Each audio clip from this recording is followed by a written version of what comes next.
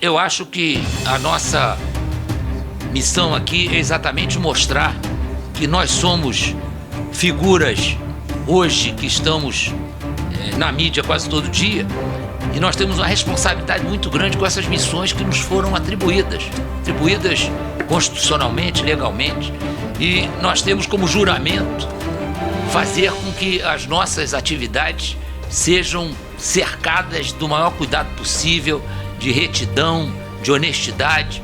E o fato de ter acontecido isso com um de nós é um fato extremamente desagradável, e nós vamos cortar na carne. Nós vamos, como sempre fizemos, cortar na carne. Nós não somos coniventes, nem somos cúmplices de nenhuma atitude desse tipo.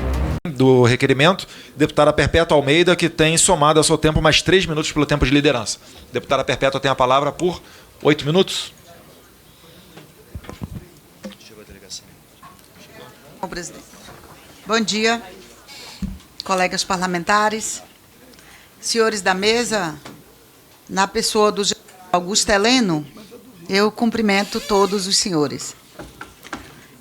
Minha prática nesta casa como parlamentar, mas também na minha vida partidária, porque foi dentro do PCdoB, de um partido comunista, que eu compreendi a importância das Forças Armadas para a soberania do país.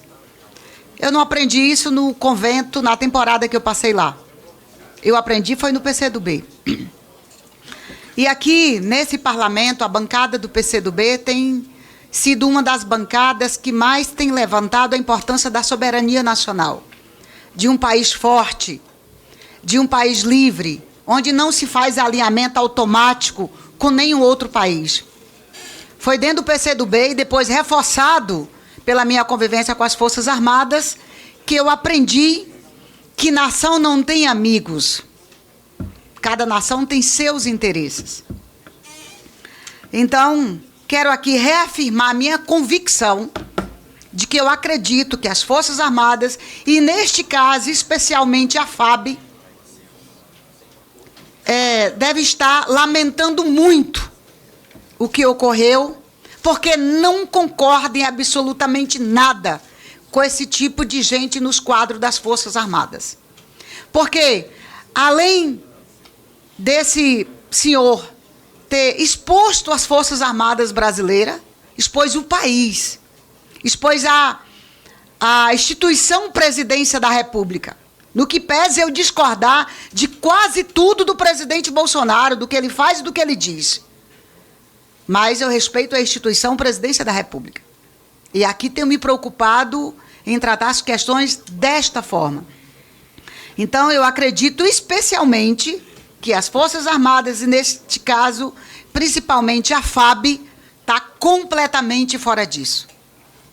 Mas eu queria mais detalhes, porque é o seguinte, esse militar está ligado a mais quem?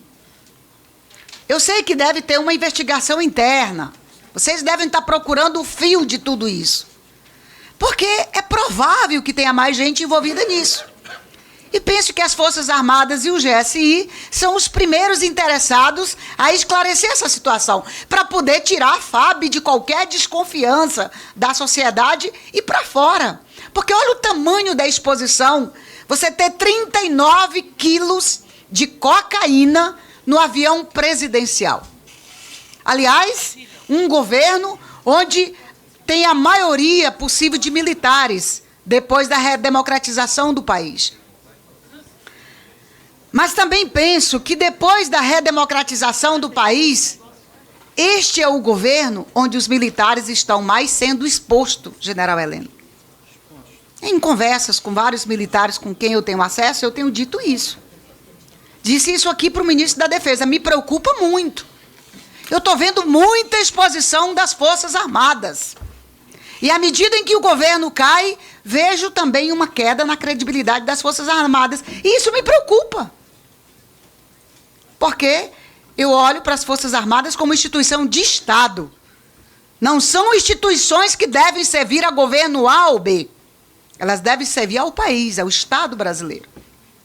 Então, nesse sentido, eu me preocupo muito. Então, eu queria mais detalhes, naquilo que for possível, dessa relação e da ligação deste militar com quem mais está ligado. E, general Heleno, que providências foram tomadas depois disso? Porque eu particularmente viajei muito em outros governos e outros mandatos nos aviões presidenciais. Nesse mandato já fiz vários voos, inclusive com as Forças Armadas. E tem sempre uma preocupação de cuidar, de olhar, de detalhar a bagagem e tudo mais. Não tem no avião presidencial? E me preocupa, porque eu sempre olho, onde tem um militar, eu sempre olho para aquela pasta com um olhar de mais confiança. Mas foi exatamente numa pasta de um militar, responsável pela segurança do presidente da República, onde teve uma das maiores exposições presidenciais, talvez dos últimos 20 anos. Exatamente na segurança presidencial. E me preocupa, general Heleno, que é também responsabilidade do GSI, não só a segurança do presidente, mas a segurança dos familiares do presidente. Mas eu vejo que um dos filhos do presidente, o Carlos, que colocou no Twitter, já foi dito aqui por um dos colegas, e diz o seguinte: por que acha que não ando com segurança? Principalmente aqueles oferecidos pelo GSI.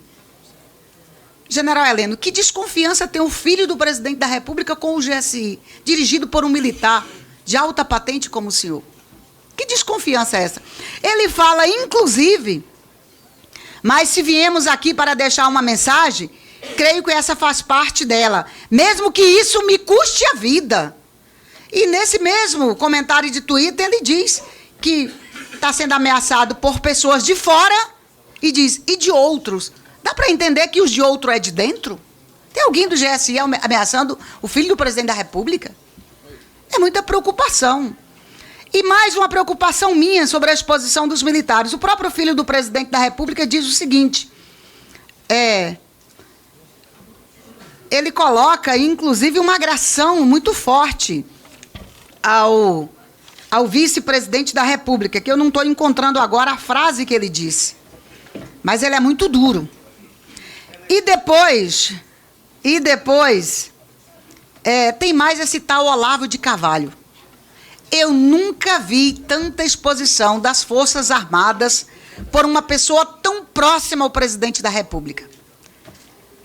Eu não gostaria de admirar uma instituição, como diz o presidente Bolsonaro, admirar as Forças Armadas, e tem um amigo todo dia esculhambando aquelas figuras ou aquela instituição que eu tanto admiro. Eu quero saber a sua opinião, general Heleno, sobre as declarações do senhor Olavo de Carvalho, porque ele desrespeita a instituição Presidência da República e desrespeita as Forças Armadas brasileiras. Ele usou, inclusive, palavras de baixo calão contra o senhor, contra o vice-presidente da República e contra outros generais que estão no governo. Eu não quero ter um amigo desse.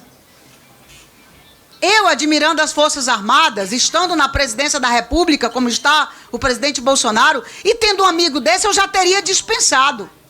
E se tem uma coisa que me revoltou muito, foi o presidente da República dar a este homem a medalha, uma das mais importantes, a medalha de Rio Branco, uma das mais importantes da República.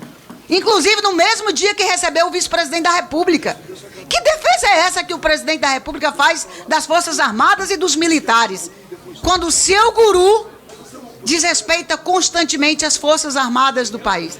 Então eu gostaria de ouvir a sua opinião como responsável pelo GSI, só para concluir. Para concluir, mais um minuto para a deputada. A sua opinião responsável pelo GSI sobre essas figuras que tanto atacam o país, as Forças Armadas. Muito obrigada. Só para lembrar aos convidados que a matéria pertinente a essa audiência é a...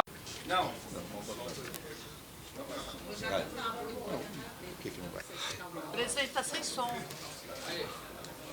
Não.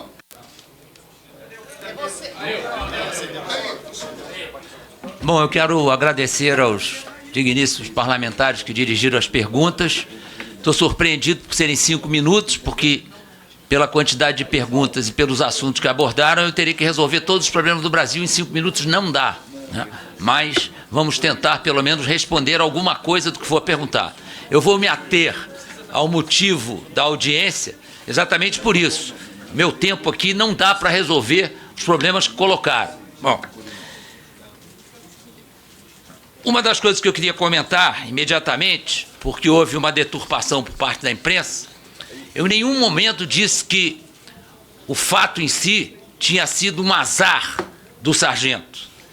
Eu disse o seguinte: foi falta de sorte, eu não gosto do termo azar, foi falta de sorte que o fato de extrema gravidade tenha ocorrido exatamente no dia em que se iniciava uma reunião internacional importante, que era o G20, e que isto ia ocupar boa parte do espaço da imprensa e dos comentários que poderiam estar voltados para uma reunião muito mais importante do que o fato que é totalmente fora da curva.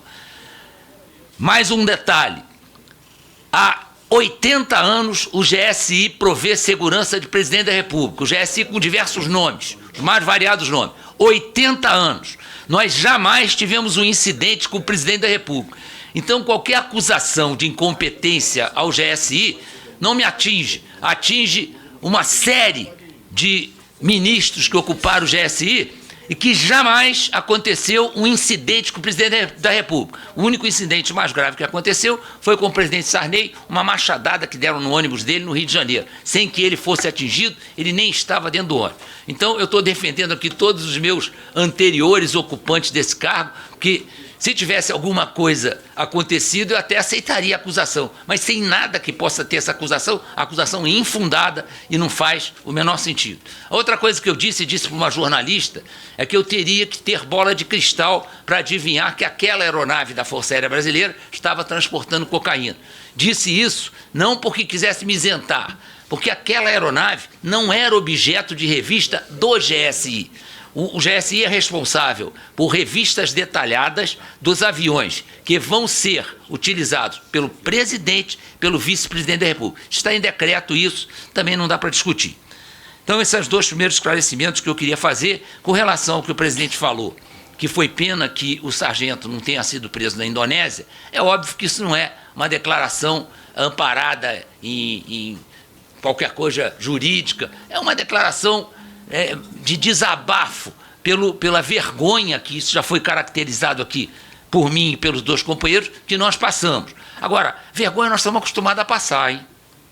Porque, olha, 20 anos que nós estamos passando vergonha. Então, essa vergonha a gente sente, sim, muito, mas o país está acostumado. Bom, o sargento da aeronáutica não tinha qualquer antecedente. Ao contrário, era um militar exemplar. Quanto às outras perguntas que fizeram sobre o nível de vida deles, isso aí o inquérito vai responder. Já houve especulações da imprensa que ele tem um nível de vida de acordo com o salário que recebe. E nenhum dos senhores aqui iria invejar o salário, não tem nenhuma justificativa porque ele fez, mas se ele vive de acordo com o salário que recebe, ele vive muito modestamente. Papel do GSI e da Força Aérea Brasileira nas viagens presidenciais. Nós trabalhamos em total e estreita cooperação. Até porque as missões são perfeitamente definidas, nós temos formação semelhante, a maior parte dos componentes do GSI são militares, e nós primamos por um zelo muito grande pelo presidente e pelo vice-presidente da República, e por todos aqueles que utilizam aeronaves da Força Aérea Brasileira. Isso depois os dois brigadeiros que estão aqui vão tratar com mais detalhes. Quanto a Sevilha, é uma questão de apoio aéreo, de apoio de reabastecimento da aeronave. Então, não é uma escolha premeditada, não é uma escolha. Isso é um plano de voo que é feito com antecedência e Sevilha foi escolhida como uma das cidades de abastecimento. Tanto não é nada planejado, importante que seja em Sevilha, que em 2 horas depois que se soube do acontecido, se passou o abastecimento para Lisboa e foi ali que o avião pousou para seguir para o Japão. Não há ainda nenhuma constatação de que a droga permaneceria em Sevilha ou seguiria para o Japão. Não temos essa informação. A deputada Érica Cocai assinalou que o GSI assiste diretamente o presidente da República. Sim, assiste nos assuntos que o presidente necessita de informações de inteligência e nós somos responsáveis pela segurança do presidente e do vice-presidente da República. Quanto à política de drogas no Brasil, que foi tocada rapidamente pelo brigadeiro Batista, realmente isto aí está dentro de um contexto extremamente perigoso para o país. Aqueles dados que o brigadeiro colocou são extremamente lamentáveis. E nós sabemos que isso foi uma leniência dos governos anteriores deixar que as nossas organizações criminosas chegaram onde chegaram. Então, é muito lamentável que isto tenha acontecido no país e nós estamos seriamente contaminados por organizações criminosas a ponto de transformar o problema de segurança pública num problema de segurança nacional. Isso aí não tem nada a ver com o governo do presidente Jair Bolsonaro. Recebeu essa herança triste de outros governos. Quanto ao Estado Democrático de Direito, também o brigadeiro Batista já disse aqui, o sargento terá direito a todas as condições de qualquer suspeito de ter realizado um crime extremamente grave, que para nós foi extremamente desagradável a notícia. Ele, na verdade, conseguiu burlar um esquema de segurança que é bastante rígido. Nós não temos dúvida disso, a prova é a raridade de um acontecimento desse tipo, e a própria nota da Força Aérea Brasileira, do CENCOM-SAER, do Centro de Comunicação Social da Aeronáutica, registra que estão sendo estudados os procedimentos para que eles sejam endurecidos, para que eles sejam devidamente reformulados naquele aspecto que pode ter permitido essa situação. Por enquanto, não temos notícia de participação de mais ninguém. Isso será apurado pelo inquérito policial militar, depois vai para uma auditoria militar, provavelmente isso vai terminar no Superior Tribunal Militar. Vergonha, eu já falei, que nós já passamos há muito tempo, essa foi apenas mais uma. A deputada Perpétua falou sobre os comentários sobre o que disse um dos filhos do presidente, o Carlos Bolsonaro, e sobre os comentários que foram feitos pelo senhor Olavo de Carvalho. Eu desconheci os comentários. Os comentários do Carlos, eu sei perfeitamente, porque já tive convívio com ele. Ele é extremamente traumatizado pelo atentado que buscou modificar a situação política do Brasil, atentado à faca que o presidente sofreu. Naquela situação, ele estava sob cuidados da Polícia Federal. Não estou de maneira nenhuma colocando qualquer tipo de responsabilidade na Polícia Federal. É uma polícia que melhorou muito e visivelmente nas últimas décadas. Tem hoje um equipamento de alta qualidade, é extremamente eficiente. O que acontece muitas vezes com uma autoridade como o presidente Bolsonaro e numa campanha a presidente da República? Ele desrespeita as regras que foram traçadas por quem está fazendo sua segurança. Isso aí é normal, é natural. E aqueles que fazem a segurança não podem impedir que o candidato, como hoje, por exemplo, nós vivemos isso quase em todas as viagens do presidente. Ele acaba fazendo coisas que, para a segurança, são arriscadas, né? Tem alguns deputados aqui que já acompanharam o presidente em viagem. O próprio comboio, a gente está indo para o aeroporto, na viagem foi Criciúma, não? Quem me ajuda aí? Quem lembra a viagem que ele saltou de 200 e 200 metros para ir para a galera? Presidente, eu queria levantar a questão do tempo somente, se não prejudica os outros parlamentares. Eu vou pedir que o general seja sucinto para concluir. Bom, então, para concluir o seguinte, e o senhor Olavo de Carvalho, se eu encontrar na rua, não sei quem é. Então, eu não vou dedicar ao senhor Olavo de Carvalho, meu tempo é precioso. Eu não dedico ao senhor Olavo de Carvalho parte do meu tempo, nunca dediquei. Então, vou continuar não dedicando. E não me atinge em nada. Eu não vou ficar gastando tempo de responder a cada bobagem que falam, eu não vou ficar respondendo. Então, isso não passa nem na minha cabeça. Eu não estou aqui para ficar discutindo, tem muita coisa para fazer e não tenho tempo de ficar discutindo bobagem, né? Bom. Última coisa que eu quero falar, porque isso me atinge pessoalmente, foi o que o deputado David levantou sobre o Comitê Olímpico do Brasil. Pergunta ótima. Eu fui trabalhar no Comitê Olímpico do Brasil a convite do Dr. Carlos Arthur Nussmann. Outro dia disseram que eu era o principal assessor do Nussmann. Nunca fui. Fui ocupar a vaga de diretor da área de educação, que é materializada pelo Instituto Olímpico Brasileiro. Comecei ganhando cerca de R$30 mil, e o Comitê Olímpico Brasileiro é ligado a um sindicato, que eu nunca me preocupei, não dou importância para sindicato, nunca me preocupei qual era o sindicato. Eu sei que eu recebi aumento pelo acordo feito pelo sindicato com aqueles que eram ligados a esse sindicato. Nos 3 últimos meses no Comitê Olímpico do Brasil, levantaram lá o meu contra-cheque, chegou a 50 e poucos mil reais. Tá? Eu nunca pedi aumento no COB, eu recebi o que o COB me pagava, é uma entidade privada. Então, outra coisa, o dinheiro do Comitê Olímpico do Brasil sai do valor apostado na Caixa Econômica Federal nos seus diversos concursos. Este valor, há uma discussão que até hoje não chegaram à conclusão se isto é dinheiro público ou não. Por quê? Porque o dinheiro que é destinado não só ao COB, ao Comitê Paralímpico e à Confederação Brasileira de Clubes, esse dinheiro é 2% do que o apostador receberia. Então, esse dinheiro jamais iria para o Tesouro Nacional. Então, até hoje, há uma séria discussão no próprio TCU se isso é dinheiro público.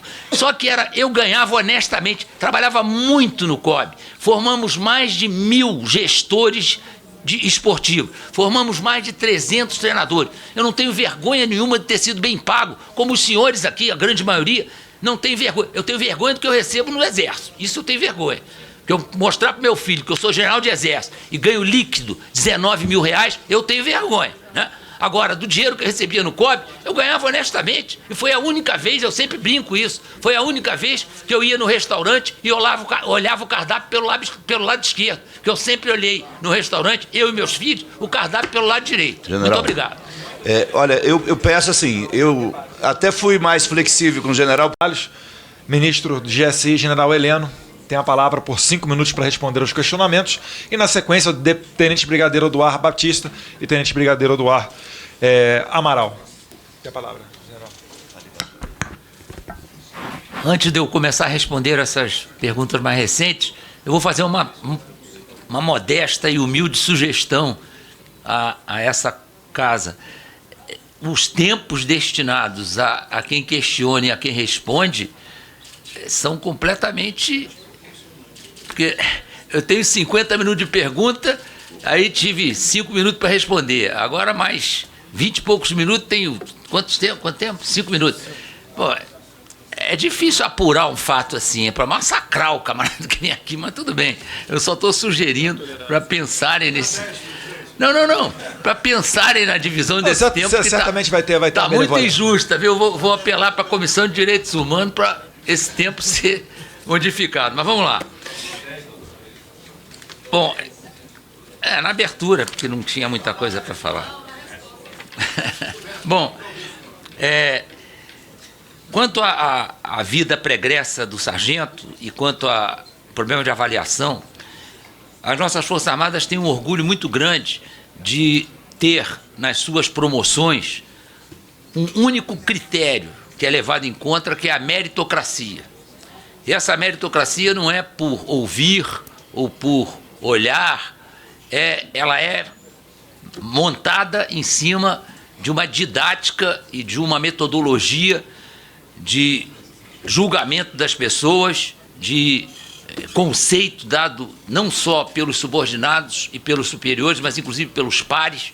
Então, é óbvio que esse sargento, ele era não só avaliado, como investigado, entre aspas, e o tempo foi mostrando que ele era um elemento de absoluta confiança. Não é uma falha do sistema, é uma falha de caráter dele que se valeu da confiança para partir para um ato ilícito. Então, isso aí só para deixar claro como é esse sistema de avaliação, acredito que nas 3 Forças Armadas.